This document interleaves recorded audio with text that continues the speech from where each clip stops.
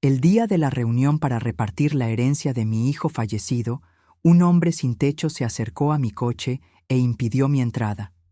«Señora, no suba a ese carro. Su nuera acaba de salir de aquí y dijo que...». Sentí que la sangre se me helaba. Al llegar a la reunión, la bruja se desmayó. «Me alegra tenerte aquí. Sigue mi historia hasta el final y comenta desde qué ciudad me estás viendo. Así podré ver hasta dónde ha llegado mi historia». Nunca pensé que el día más importante de mi vida, después del funeral de mi hijo, comenzaría con las palabras de un desconocido en la calle. Me llamo Rosa María. Tengo 62 años, y ese martes por la mañana me dirigía a la oficina del abogado para la lectura del testamento de mi querido Eduardo. Había muerto hacía apenas un mes, y el dolor seguía tan fresco que cada respiración me dolía. Estacioné mi Honda Civic azul frente al edificio de oficinas en el centro de la ciudad. La reunión estaba programada para las 10 de la mañana, y llegué con 15 minutos de anticipación, como siempre hago. Necesitaba esos momentos para calmarme, para prepararme mentalmente para ver a Lía, mi nuera, quien desde el funeral había mostrado una frialdad que me perturbaba profundamente. Mientras sacaba las llaves del contacto, un hombre se acercó a mi ventana. Era delgado, de unos 50 años, con ropa gastada pero limpia. Su rostro tenía esa expresión seria de alguien que ha visto demasiado en la vida. Al principio sentí miedo. Vivimos en una ciudad donde no es extraño que te asalten en pleno día. «Señora, disculpe que la moleste», dijo con voz ronca pero respetuosa. «¿Usted es la madre de Eduardo Martínez?». Mi corazón se aceleró. ¿Cómo sabía él el nombre de mi hijo? Asentí lentamente, sin bajar completamente la ventana. «Señora, no suba a ese carro cuando salga de ahí», me dijo señalando hacia mi Honda. Sus ojos tenían una urgencia que me heló la sangre. Su nuera acababa de salir de aquí hace unos minutos. La vi revolcando algo debajo de su carro. «¿Qué está diciendo?», logré susurrar. Mi voz sonaba extraña, como si viniera de muy lejos. La señora esa, la esposa de su hijo, estaba agachada junto a la parte de adelante de su carro. Tenía algo en las manos, parecían alicates o algo así. Cuando me vio mirando, se puso muy nerviosa y se fue corriendo. El mundo comenzó a dar vueltas a mi alrededor. Lía había llegado antes que yo, pero ¿por qué estaría tocando mi carro? ¿Y quién era este hombre que parecía conocer tanto sobre mi familia? «¿Quién es usted?», le pregunté, tratando de mantener la calma. «Me llamo Carlos. Trabajé en la construcción de este edificio hace años. Conozco a toda la gente que viene por aquí regularmente». Se acercó un poco más y bajó la voz. «Señora, su hijo era una buena persona. Siempre me saludaba cuando venía a estas oficinas. Por eso me preocupé cuando vi lo que estaba haciendo esa mujer. Una extraña mezcla de gratitud y terror me invadió. Eduardo siempre había sido así, amable con todos, sin importar su condición social. Era el tipo de persona que recordaba el nombre del conserje y preguntaba por la familia del portero. ¿Qué exactamente vio que estaba haciendo?, les pregunté, aunque parte de mí no quería saber la respuesta. Carlos miró hacia ambos lados de la calle antes de responder. Estaba debajo de la parte delantera, cerca de donde están las ruedas. Movía algo con esas herramientas. Cuando terminó, se limpió las manos en una toalla que traía y la tiró en esa basura de ahí. Señaló hacia un contenedor cerca de la entrada del edificio. Mi mente se negaba a procesar lo que estaba escuchando. Lía, la mujer que había llorado en el funeral, que había recibido las condolencias de todos nuestros conocidos, ¿había estado saboteando mi carro? «Señora, no sé qué problemas tenga con esa señora, pero algo no está bien. Mi instinto me dice que no es seguro que maneje ese carro hoy». Miré mi reloj. Las 9:55. La reunión comenzaría en 5 minutos. Tenía que decidir rápidamente. ¿Confiar en las palabras de un desconocido o asumir que era una coincidencia extraña? «Gracias por decirme», le dije finalmente. ¿Podría esperarme aquí? Necesito ir a esa reunión, pero cuando salga, me gustaría hablar más con usted». Carlos asintió. «Estaré por aquí, señora. Solo tenga cuidado con esa mujer. Algo en sus ojos no me gustó nada». Salí del carro con las piernas temblorosas. Cada paso hacia el edificio se sentía como caminar sobre arena movediza. ¿Era posible que Lía quisiera hacerme daño? ¿Por qué? Durante los 3 años que había estado casada con Eduardo, siempre habíamos tenido una relación cordial, aunque nunca fuimos realmente cercanas. El elevador parecía subir en cámara lenta hacia el 7º piso.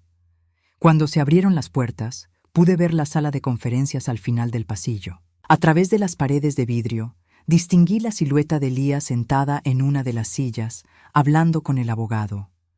Al abrir la puerta de la sala, Lía levantó la vista hacia mí. El cambio en su expresión fue inmediato y aterrador. Su rostro se puso completamente pálido, como si hubiera visto un fantasma. Sus ojos se abrieron desmesuradamente y comenzó a respirar de forma agitada. «Rosa María», dijo el licenciado Herrera, levantándose para saludarme. «Justo a tiempo. Ya podemos comenzar con...». No pudo terminar la frase. Lía se había puesto de pie bruscamente, tambaleándose. Su mano derecha se llevó al pecho y comenzó a hacer un sonido extraño, como si no pudiera respirar. «Lía, ¿estás bien?», pregunté instintivamente, a pesar del miedo que me había causado su reacción al verme. Tú deberías estar», y murmuró con voz entrecortada, y antes de poder terminar la frase, sus ojos se pusieron en blanco y se desplomó sobre la mesa de conferencias. El abogado corrió hacia ella mientras yo me quedé paralizada junto a la puerta. ¿Qué había querido decir con «tú deberías estar»? ¿Debería estar dónde? ¿Muerta? Las palabras de Carlos resonaban en mi mente como campanas de alarma. Lía había esperado que yo no llegara a esa reunión. La ambulancia tardó 12 minutos en llegar. 12 minutos que se sintieron como horas mientras yo observaba a Lía recuperar lentamente la conciencia en la sala de conferencias. El licenciado Herrera le había aflojado el cuello de la blusa y le había puesto un vaso de agua fría en las muñecas, pero yo no podía quitarme de la mente sus palabras truncadas. «Tú deberías estar». Cuando finalmente abrió los ojos, me miró con una expresión que no supe cómo interpretar. Era una mezcla de miedo, confusión y algo más profundo que me ponía los nervios de punta. ¿Era culpa lo que veía en sus ojos? «No necesito ir al hospital», murmuró cuando llegaron los paramédicos. «Solo fue el estrés. Han sido días muy difíciles desde que Eduardo». Su voz se quebró al mencionar el nombre de mi hijo, pero algo en la forma en que lo hizo no me convenció. Los paramédicos la revisaron y confirmaron que sus signos vitales estaban estables. Sugirieron que fuera al hospital para hacerse estudios más profundos, pero Lía insistió en quedarse.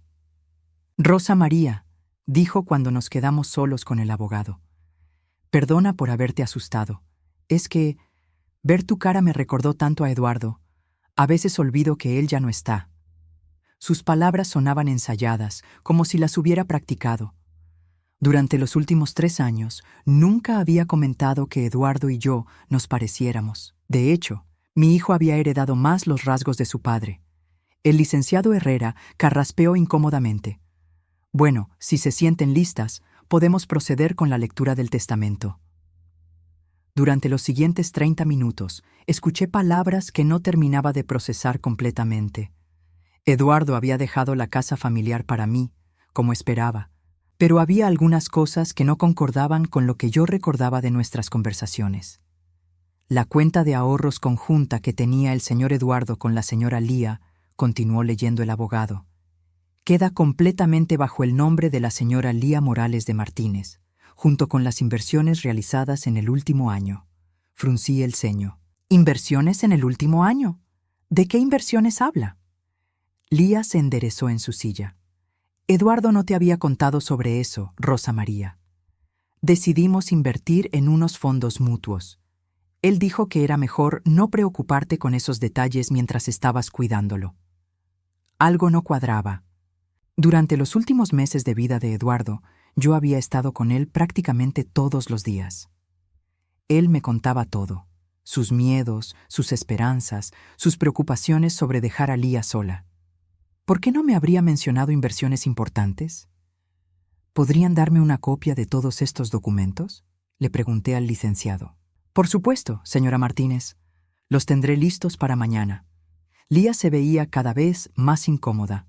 Rosa María, ¿para qué necesitas copiar todo? El testamento es muy claro. Eduardo quería que yo tuviera seguridad económica. Solo quiero entender bien lo que mi hijo decidió. Respondí, tratando de mantener mi voz calmada, aunque por dentro sentía que algo estaba terriblemente mal. Cuando salimos del edificio, Lía caminó rápidamente hacia su carro, un Toyota rojo que Eduardo le había comprado el año pasado. Tengo que irme.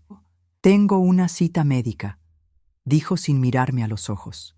La vi alejarse y entonces recordé a Carlos. Lo busqué con la mirada y lo encontré sentado en una banca cerca del estacionamiento.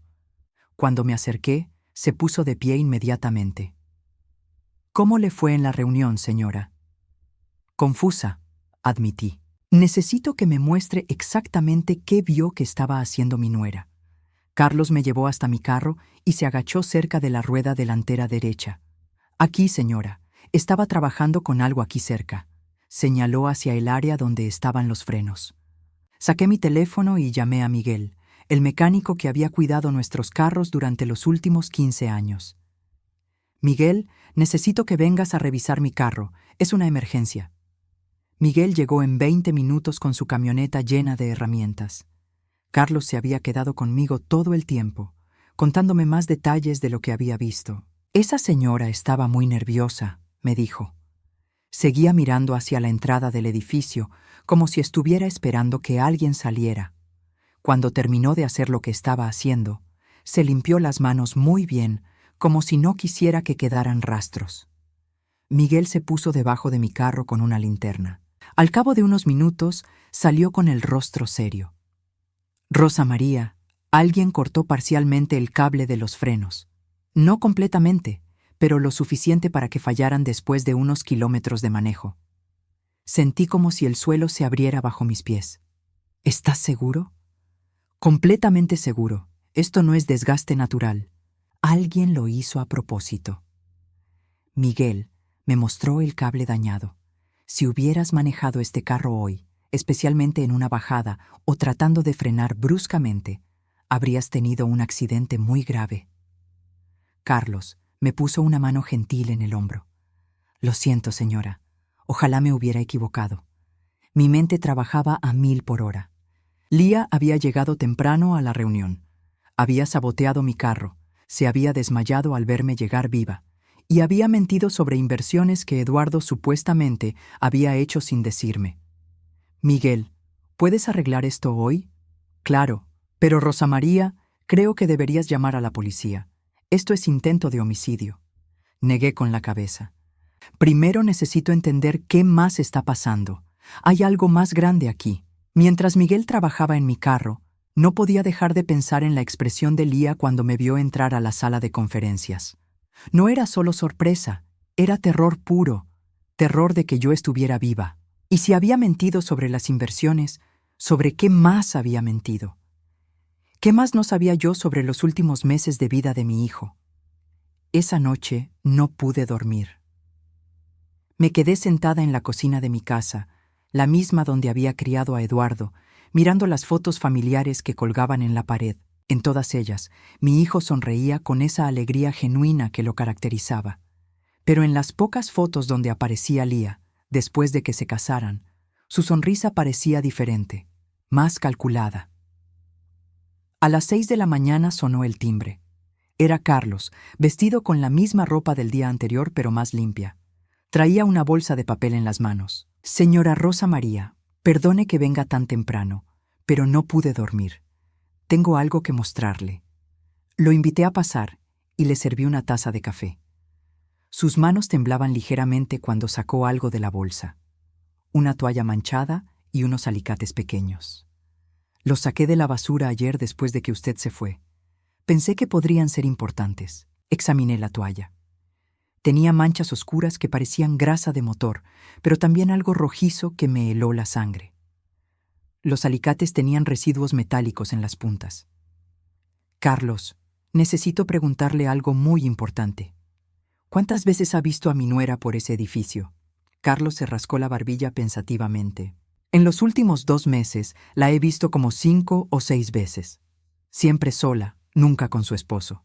Y siempre actuaba de forma extraña. ¿Extraña cómo? Nerviosa. Miraba mucho hacia todos lados, como si no quisiera que la vieran. Una vez la vi saliendo del edificio llorando, pero cuando vio que yo la estaba mirando, paró de llorar inmediatamente, como si fuera un acto. Mi estómago se contrajo. ¿Eduardo nunca la acompañaba? No, señora. De hecho, las últimas veces que vi a su hijo, se veía muy enfermo, más delgado, más pálido. Me daba tristeza verlo así porque siempre había sido tan fuerte y saludable. Algo empezó a formarse en mi mente, una sospecha tan horrible que no quería ni pensarla. Carlos, ¿usted sabe si en ese edificio hay oficinas médicas? Sí, señora. En el 4.º piso hay varios consultorios. También hay una farmacia pequeña en el 1.er piso. Mis manos comenzaron a temblar. Durante los últimos meses de vida de Eduardo, Lía siempre había insistido en acompañarlo a las citas médicas sola. Es muy doloroso para ti ver cómo sufre, me decía. Déjame a mí encargarme de esto.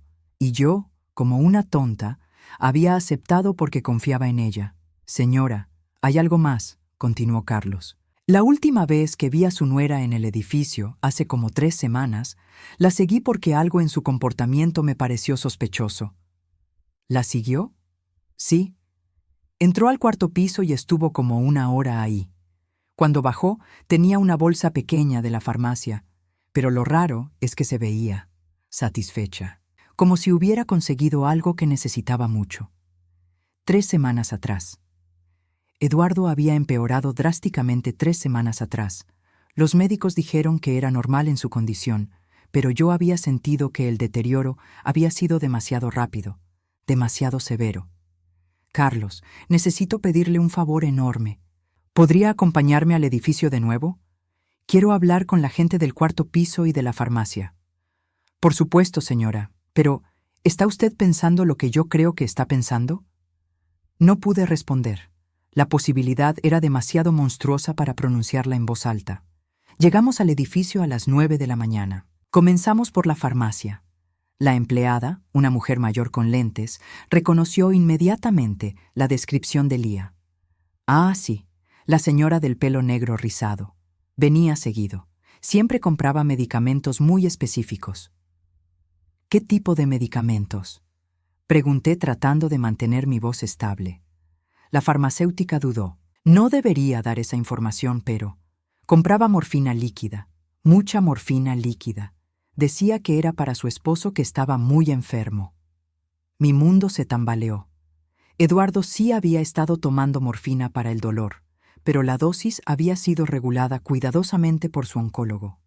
¿Por qué Lía compraría morfina adicional sin receta médica? ¿Recuerda cuándo fue la última vez que vino? Hace como 1 mes. Compró 3 frascos. Me pareció mucho, pero ella insistió en que el doctor le había dicho que aumentara la dosis. Subimos al 4.º piso. Había 5 consultorios médicos.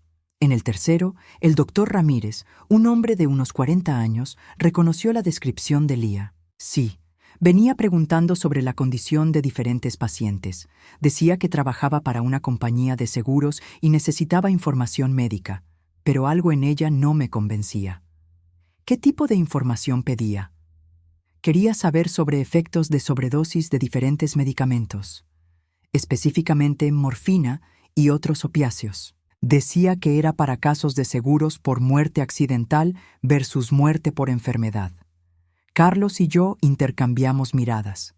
La imagen se estaba volviendo terriblemente clara.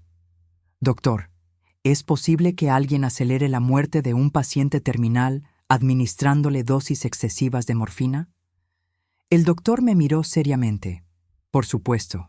Una sobredosis de morfina puede parecer una muerte natural en un paciente que ya la está tomando para el dolor.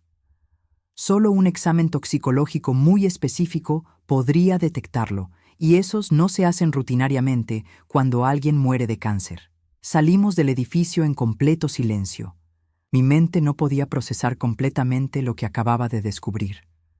Lía no solo había planeado matarme para quedarse con la herencia, también había matado a mi hijo. Señora Rosa María, dijo Carlos suavemente cuando llegamos a mi carro. ¿Qué va a hacer ahora? Miré hacia el cielo, sintiendo como si mi corazón se estuviera partiendo en 1000 pedazos. Mi Eduardo, mi único hijo, no había muerto por el cáncer. Había sido asesinado por la mujer en la que confiaba, por la mujer a la que yo había tratado como a una hija. Primero, dije con una voz que no reconocía como mía, voy a asegurarme de tener pruebas de todo esto. Y después Lía va a pagar por lo que hizo. Pero mientras decía esas palabras, una pregunta terrible resonaba en mi mente. ¿Había sido Eduardo consciente de lo que le estaba pasando? ¿Había sabido que la mujer que decía amarlo lo estaba matando lentamente? Los siguientes días fueron los más difíciles de mi vida. Tenía que actuar como si nada hubiera pasado mientras mi mundo interior se desmoronaba. Cada vez que sonaba el teléfono y era Lía llamando para preguntarme cómo estaba, tenía que controlar el impulso de gritarle lo que había descubierto. Pero sabía que si quería justicia para Eduardo, tenía que ser inteligente. Carlos se había convertido en mi aliado inesperado. Resultó que había trabajado en construcción toda su vida hasta que una lesión en la espalda lo dejó sin poder trabajar. Conocía a mucha gente en la ciudad, especialmente a otros trabajadores que a menudo eran invisibles para las personas como Lía. Esa invisibilidad, me di cuenta, era nuestra ventaja. Señora Rosa María, me dijo el jueves por la mañana cuando vino a verme. Conseguí hablar con la mujer que limpia el edificio de noche. Dice que encontró cosas raras en la basura del 4º piso. ¿Qué tipo de cosas? Frascos vacíos de medicamentos, siempre después de los días que su nuera visitaba el edificio. Y algo más interesante, encontró papeles quemados parcialmente. Los guardó porque pensó que podrían ser importantes. Carlos sacó de su mochila varios pedazos de papel chamuscados. Con cuidado los extendimos sobre mi mesa de cocina. Algunos estaban demasiado dañados para leer, pero pude distinguir algunas palabras clave: dosis, efectos secundarios, síntomas de sobredosis. Uno de los fragmentos tenía la letra de Lía. Reconocí su escritura inmediatamente porque había visto sus notas durante años. Decía: incrementar gradualmente para evitar sospecha. Debe parecer natural. Síntomas compatibles con progresión de enfermedad. Se me revolvió el estómago. Ahí estaba la evidencia de que Lía había planeado meticulosamente el asesinato de mi hijo. No había sido un impulso. Había sido un plan calculado y frío. Carlos, necesito entrar a la casa donde vivía Eduardo con Lía. Necesito buscar más evidencias. ¿Cómo va a hacer eso, señora? Ella vive ahí. Lía tiene un trabajo de medio tiempo en una oficina de contabilidad. Sale de casa todos los martes y jueves de 2 a 6 de la tarde. Hoy es jueves. Carlos me miró preocupado. ¿Y si la descubren? Eduardo me dio una llave de emergencia hace años. Nunca se la pedí de vuelta. A las 2:30 de la tarde, Carlos y yo estábamos parados frente a la casa que Eduardo había comprado con tanto esfuerzo 3 años atrás. Era una casa modesta pero bonita, con un pequeño jardín que él mismo había plantado. Ver las flores que Eduardo había cuidado, ahora marchitándose bajo el cuidado de Lía, me partió el corazón. Entramos silenciosamente. La casa olía diferente. Ya no tenía ese aroma a canela y café que Eduardo siempre mantenía. Ahora olía a productos químicos de limpieza y algo más que no pude identificar. Revisemos su habitación, susurré. El dormitorio principal había cambiado completamente. Eduardo había tenido fotos nuestras en su mesita de noche, pero ya no estaban. En su lugar, Lía había puesto fotos de ella sola, como si Eduardo nunca hubiera existido. En el closet, entre la ropa de Lía, encontramos una caja pequeña escondida detrás de los zapatos. Dentro había cosas que me helaron la sangre, más frascos vacíos de morfina, jeringas usadas y, lo más perturbador de todo, un cuaderno donde Lía había documentado meticulosamente el deterioro de Eduardo. Día 15. Aumenté la dosis. Eduardo está más confundido. Excelente. Día 23. Los médicos no sospechan nada. Está muy débil para protestar por los medicamentos. Día 30. Rosa María preguntó por qué dormía tanto. Le dije que eran los efectos del tratamiento. Mis manos temblaban mientras leía. Pero lo peor vino después. Día 40. Eduardo trató de llamar a Rosa María para decirle algo sobre los medicamentos, pero se lo impedí. Le dije que estaba delirando por la fiebre. Necesito acelerar el proceso. Día 45. Está sospechando. Anoche trató de esconder las pastillas debajo de la lengua. Tuve que cambiar a inyecciones mientras dormía. Mi hijo había sabido. En sus últimos días, Eduardo había sabido que algo estaba mal, pero estaba demasiado débil y confundido por los medicamentos para hacer algo al respecto. Señora, mire esto, dijo Carlos desde el baño. Había encontrado un frasco de morfina líquida sin abrir, escondido detrás de los productos de limpieza. Pero el descubrimiento más impactante estaba en el último cajón del escritorio de Eduardo. Había una carta, con su letra temblorosa de los últimos días, dirigida a mí. Mamá, si estás leyendo esto es porque algo me pasó. Lía está haciendo algo con mis medicamentos. Me siento peor cada vez que ella me los da. Traté de decírtelo cuando viniste ayer, but ella siempre está presente. Tengo miedo, mamá. No creo que vaya a salir de esta, pero no de la forma que los doctores dicen. Te amo. Cuídate de ella. Eduardo. La carta estaba fechada 5 días antes de su muerte. 5 días en los que mi hijo había estado consciente de que estaba siendo envenenado, pero demasiado débil para hacer algo al respecto. Lloré silenciosamente mientras Carlos me consolaba. Mi pobre Eduardo había muerto sabiendo la verdad, sintiéndose traicionado por la mujer que había amado y casado. Necesitamos irnos antes de que regrese, me dijo Carlos suavemente. Fotografié todas las páginas del cuaderno, la carta de Eduardo y los frascos de medicamentos con mi teléfono.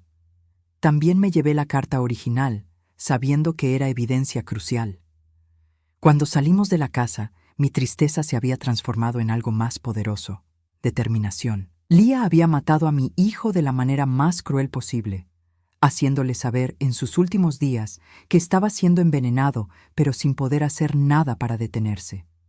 Ahora tenía que decidir mi siguiente paso. Tenía evidencia suficiente para ir a la policía, pero algo me decía que Lía no se daría por vencida fácilmente. Si descubría que yo sabía la verdad, podría huir, o peor aún, podría tratar de silenciarme de forma permanente. Carlos, le dije mientras manejábamos de regreso a mi casa, creo que Lía va a intentar algo más. Ahora que falló en matarme con el sabotaje del carro, va a buscar otra forma. ¿Qué propone que hagamos, señora? Vamos a tender una trampa. Vamos a hacer que confiese todo lo que hizo. El plan era arriesgado, pero era la única forma de conseguir que Lía confesara. Carlos había conseguido una grabadora pequeña de un amigo suyo que trabajaba en seguridad. La escondí en mi bolso y practiqué actuar como si no supiera nada durante horas frente al espejo de mi habitación. Le envié un mensaje a Lía el viernes por la mañana. Necesito hablar contigo sobre algo importante. ¿Podemos vernos en el café donde solías ir con Eduardo? Es sobre la herencia. Su respuesta llegó casi inmediatamente. Por supuesto, Rosa María. ¿A qué hora? A las 3 de la tarde. Elegí ese café específicamente porque sabía que tenía significado emocional para ella. Era donde Eduardo la había pedido en matrimonio 3 años atrás. Pensé que estar en ese lugar podría hacer que bajara la guardia. Carlos estaría sentado en una mesa cercana, fingiendo leer un periódico. Habíamos acordado una señal en caso de que las cosas se salieran de control. Llegué 10 minutos temprano y elegí una mesa en una esquina, lejos de otros clientes, pero donde Carlos pudiera verme claramente. Mis manos sudaban mientras esperaba, revisando mentalmente todo lo que tenía que decir para que Lía confesara sin sospechar que yo ya sabía la verdad. Lía llegó exactamente a las 3. Se veía diferente a como la había visto en el funeral y en la oficina del abogado. Más relajada, casi. Feliz. Llevaba un vestido nuevo y su cabello estaba recién arreglado. No parecía una viuda en duelo. «Rosa María, te ves cansada», dijo sentándose frente a mí. «¿Has estado durmiendo bien?» Es difícil dormir desde que Eduardo se fue, respondí, observando su reacción cuidadosamente. Por un momento, algo cambió en su expresión. Una microsonrisa que trató de ocultar inmediatamente. Lo entiendo perfectamente. Yo también extraño mucho a Eduardo. Mentirosa, pensé, pero mantuve mi cara neutral. Lía, quería hablar contigo porque me surgieron algunas dudas después de la reunión con el abogado. Su cuerpo se tensó ligeramente. ¿Qué tipo de dudas? Sobre esas inversiones que mencionaste. Eduardo nunca me habló de ellas y conocía todos sus planes financieros. Lía se reclinó en su silla, calculando su respuesta. Rosa María, no quiero sonar dura, pero Eduardo no te contaba todo, especialmente hacia el final, cuando estaba muy enfermo. A veces los pacientes con cáncer se vuelven confundidos. ¿Confundidos? Sí, los medicamentos para el dolor afectan la mente. Eduardo a veces no recordaba conversaciones que habíamos tenido el día anterior. Esa mentira me dolió profundamente, pero tenía que seguir actuando. Supongo que tienes razón. Es solo que me sorprende que invirtiera tanto dinero sin decírmelo. Fueron decisiones inteligentes, dijo Lía, con más confianza ahora. Eduardo quería asegurar mi futuro. Sabía que yo no tengo la experiencia laboral que tú tienes. Claro, claro. Y supongo que los médicos dijeron que su deterioro al final fue normal, ¿verdad? Los ojos de Lía se iluminaron con algo que parecía orgullo perverso. Bueno, Eduardo tuvo mucha suerte de no sufrir demasiado. Los medicamentos para el dolor realmente ayudaron a que fuera pacífico. ¿Tú le administrabas los medicamentos? Sí, por supuesto. Los médicos dijeron que era importante mantener un horario estricto. Eduardo a veces se olvidaba, especialmente hacia el final. Mentira otra vez. Eduardo nunca se olvidaba de tomar sus medicamentos. Era meticuloso con eso. Debe haber sido difícil para ti verlo deteriorarse tan rápidamente, dije, observando su reacción. Lía bajó la mirada, pero no antes de que yo viera un destello de satisfacción en sus ojos. Fue muy duro, pero al menos no sufrió mucho tiempo. ¿Cuánto tiempo dirías que duró la etapa más difícil? Tal vez las últimas 6 semanas. Ahí fue cuando realmente empeoró rápido. Exactamente el tiempo que coincidía con sus visitas al edificio de oficinas para conseguir morfina extra. Lía, ¿puedo preguntarte algo personal? Ella asintió, pero pude ver tensión en sus hombros. ¿Alguna vez sentiste que tal vez Eduardo hubiera vivido más tiempo si hubiera recibido un tratamiento diferente? Su respuesta me heló la sangre. Rosa María, Eduardo estaba sufriendo mucho. A veces, cuando amas a alguien verdaderamente, la mejor forma de ayudarlos es asegurar que no sufran innecesariamente. ¿Qué quieres decir con eso exactamente? Lía me miró directamente a los ojos y por primera vez vi su verdadera naturaleza sin máscara. Quiero decir que algunas veces uno tiene que tomar decisiones difíciles, decisiones que otras personas podrían no entender.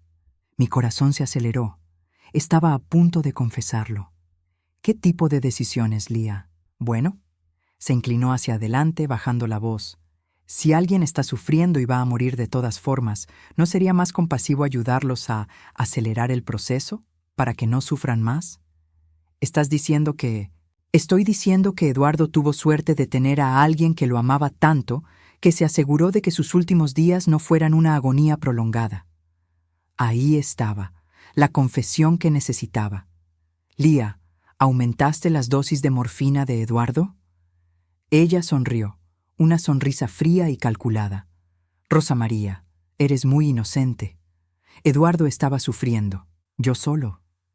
Alivié su sufrimiento un poco más rápido de lo que hubiera pasado naturalmente. ¿Lo mataste? Yo lo liberé, dijo sin mostrar ni un ápice de remordimiento. Y ahora tengo los recursos para vivir la vida que siempre quise. Eduardo al final sirvió para algo útil. La máscara había caído completamente. Lía no solo había matado a mi hijo, sino que había estado fingiendo ser una viuda doliente mientras se regocijaba en su libertad y su nueva riqueza. ¿Y qué hay del sabotaje a mi carro? Lía se enderezó bruscamente. ¿Qué sabes sobre eso? Sé que cortaste los cables de mis frenos el día de la reunión con el abogado. Su expresión cambió a pura frialdad. Bueno, Rosa María, si ya sabes eso, entonces sabes que no puedo permitir que andes por ahí compartiendo historias. ¿Me estás amenazando? Te estoy diciendo la realidad. Eduardo ya no está aquí para protegerte. Y accidentes pueden pasar a cualquiera, especialmente a mujeres mayores que viven solas. Esa amenaza directa fue lo último que necesitaba escuchar. Tenía todo grabado, pero ahora tenía miedo de que Lía tratara de lastimarme ahí mismo en el café. Miré hacia donde estaba Carlos, quien había notado la tensión y se había acercado un poco más a nuestra mesa. Lía, dije manteniéndome calmada, creo que esta conversación ha terminado. Oh no, Rosa María, creo que apenas está comenzando. Lo que pasó después en el café se desarrolló como una película en cámara lenta. Lía se había inclinado hacia adelante, sus ojos brillando con una maldad que nunca había visto antes en una persona real. Sus palabras siguientes confirmaron mis peores temores. Rosa María, fuiste una buena suegra, pero siempre fuiste un obstáculo. Eduardo te adoraba demasiado. Cada vez que yo sugería que nos mudáramos lejos, él decía que no podía dejarte sola. Cada vez que yo quería hacer algo con su dinero, él consultaba contigo primero. Su voz se había vuelto venenosa, llena de resentimiento acumulado durante años. Al principio pensé que podía esperarte. Después de todo, tienes 62 años. Pero luego me di cuenta de que podrías vivir otros 20 años, interfiriendo en mi vida, haciéndome preguntas sobre el dinero de Eduardo. Así que decidiste matarme, dije, tratando de mantener mi voz estable. El sabotaje de tu carro habría sido perfecto. Un accidente. Nadie habría sospechado nada, pero ese maldito vagabundo. Su cara se torció de frustración. ¿Y Eduardo? ¿Por qué lo mataste a él también? Lía se rió, una risa que me heló los huesos. ¿También? Rosa María, Eduardo fue el plan principal. Tú solo eras limpieza. El mundo se tambaleó a mi alrededor. ¿Qué? ¿Realmente pensaste que me casé con tu hijo por amor? Eduardo era dulce, sí, pero también era ingenuo y tenía dinero. El seguro de vida que tenía por el trabajo vale $300,000, más la casa, más las cuentas de ahorros. Era una inversión a futuro. Pero el cáncer fue un regalo del cielo, dijo con frialdad. Me dio la cobertura perfecta. Todos esperan que un paciente de cáncer muera. Solo tuve que acelerar el proceso un poco. Mis manos temblaron mientras procesaba la magnitud de su maldad. ¿Cuánto tiempo llevabas planeando esto? Desde antes de casarme con él. Sabía sobre su predisposición genética al cáncer. Tu familia tiene un historial, ¿verdad? Su padre murió joven de cáncer también. Era cierto. El padre de Eduardo había muerto de cáncer cuando Eduardo tenía apenas 15 años. Esperé pacientemente, y cuando finalmente le diagnosticaron, supe que era mi oportunidad. Eres un monstruo. Soy una superviviente, replicó sin inmutarse. A diferencia de tu hijo, que era demasiado noble para su propio bien. ¿Sabes lo que me dijo en sus últimos días conscientes? No quería escuchar, pero ella continuó de todas formas. Me dijo que me amaba y que esperaba que yo fuera feliz después de que él se fuera. Incluso mientras se estaba muriendo por mi culpa, estaba preocupado por mi felicidad. Las lágrimas comenzaron a correr por mis mejillas. La imagen de mi Eduardo, noble y bondadoso hasta el final, muriendo mientras se preocupaba por la mujer que lo estaba matando. Pero ahora tú lo sabes todo, continuó Lía, y eso es un problema. Se inclinó aún más cerca, y pude ver que tenía algo en su mano debajo de la mesa. ¿Qué tienes ahí, Lía? Solo un pequeño seguro, por si decides ser problemática. En ese momento, Carlos se acercó a nuestra mesa. Disculpen, señoras, ¿todo está bien aquí? Lía se sobresaltó, escondiendo rápidamente lo que tenía en la mano. Todo está perfecto, gracias. Rosa María, dijo Carlos mirándome directamente. ¿Está lista para irnos? Entendí la señal. Sí, creo que esta conversación ha terminado. Me levanté lentamente, pero Lía me agarró del brazo. No hemos terminado de hablar, Rosa María. Sí, hemos terminado, dije firmemente. Fue entonces cuando Carlos hizo algo inesperado. Se acercó más y dijo en voz alta: «Señora, creo que debería saber que todo lo que han hablado ha sido grabado y transmitido en vivo a la estación de policía». Lía palideció. «¿Qué?». Carlos sonrió. «Mi amigo en seguridad no solo me prestó una grabadora, también me enseñó a usar una aplicación que transmite en vivo. Los detectives han estado escuchando toda la conversación». Como si hubiera sido orquestado, 3 oficiales de policía entraron al café en ese momento. «¿Lía Morales de Martínez?», preguntó uno de ellos. Lía se puso de pie bruscamente y lo que tenía escondido cayó al suelo. Era una jeringa pequeña. «Está arrestada por sospecha de homicidio y intento de homicidio». Mientras la esposaban, Lía me miró con puro odio. «Esto no ha terminado, Rosa María». «Sí, Lía, esto ha terminado». Los siguientes días fueron un torbellino de declaraciones policiales, entrevistas con detectives y la dolorosa pero necesaria exhumación del cuerpo de Eduardo para realizar un examen toxicológico completo. Los resultados confirmaron lo que ya sabía. Eduardo había muerto por una sobredosis masiva de morfina, administrada aproximadamente 6 horas antes de su muerte oficial. También encontraron trazas de otros sedantes que Lía había usado para mantenerlo inconsciente durante sus últimas horas. La carta que Eduardo había escrito, junto con el cuaderno de Lía documentando el asesinato y la grabación de su confesión en el café, constituían evidencia irrefutable. Lía fue condenada a cadena perpetua sin posibilidad de libertad condicional. 3 meses después del juicio, estaba sentada en el jardín de mi casa, el mismo jardín donde Eduardo había jugado cuando era niño.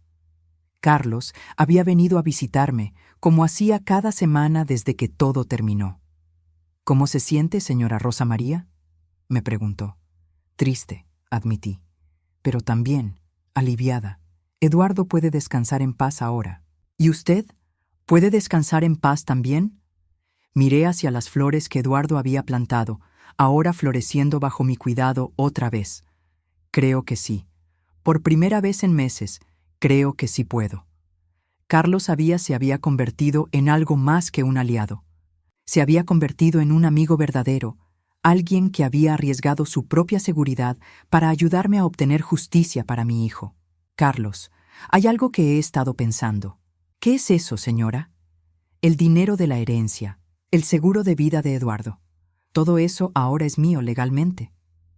Él asintió, sin saber a dónde quería llegar. «Quiero usarlo para algo bueno, algo que habría hecho feliz a Eduardo». «¿Cómo qué?». «Hay muchas personas como usted que han tenido mala suerte, pero que son buenas personas. Quiero crear un pequeño fondo para ayudar a gente que necesita una segunda oportunidad». Los ojos de Carlos se llenaron de lágrimas. «Eduardo estaría orgulloso de usted». «Espero que sí». Esa noche, sola en mi casa, saqué la última carta que Eduardo me había escrito. La había leído cientos de veces, pero esa noche noté algo que no había visto antes. En la última línea, después de «cuídate de ella», había algo más escrito con lápiz muy claro. «Pero no dejes que el odio consuma tu corazón. Siempre fuiste más fuerte que cualquier maldad». Mi Eduardo, incluso en sus momentos más oscuros, se había preocupado por mi bienestar emocional. Doblé la carta cuidadosamente y la guardé en mi caja de recuerdos. Lía había pagado por sus crímenes. Eduardo había sido vengado. Y yo, a los 62 años, había aprendido que nunca es demasiado tarde para ser fuerte, para luchar por la justicia y para encontrar nuevos propósitos en la vida. La justicia había llegado silenciosamente, pero había llegado. Y por primera vez desde la muerte de mi hijo, pude dormir en paz.